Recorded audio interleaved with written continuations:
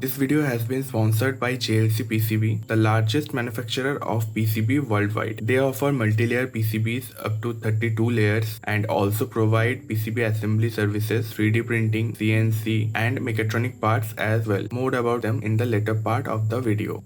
So these bits are aging in the shelves for few weeks now and just received this handlebar today. Now finally I can start the project. After a bit of searching, I found this open source project and thought of giving it a shot. So I made the PCBs in KiCad and saved the Gerber files. Big thanks to JLCPCB for sponsoring this video. Just hit the add Gerber file button and upload your files. You can select different types and colors of PCBs here. I am going for the purple one. You can get 5 PCBs just for $2.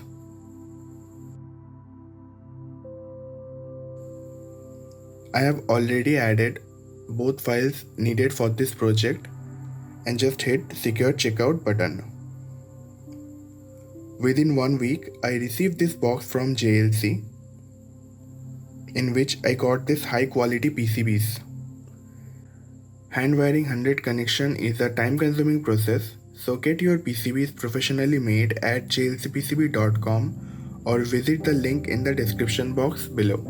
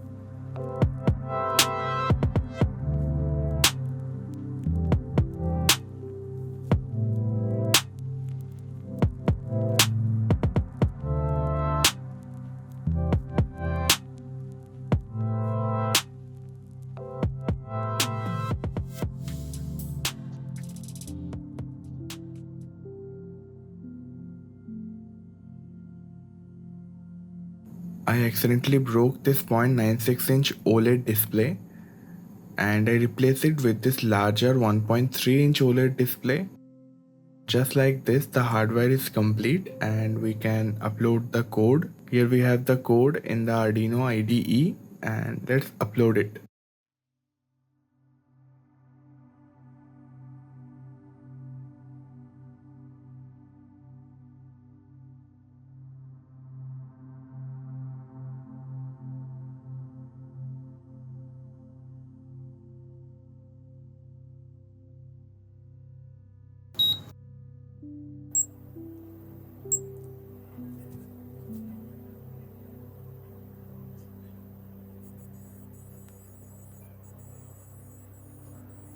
Now the soldering station is working well and let's see how it actually works. Inside this T12 tip there is a heating element and the thermocouple connected in series and they are connected to these leads and this is just the ground and shielding. The internal diagram looks something like this. Now if we heat up the tip, the thermocouple will generate slight voltage.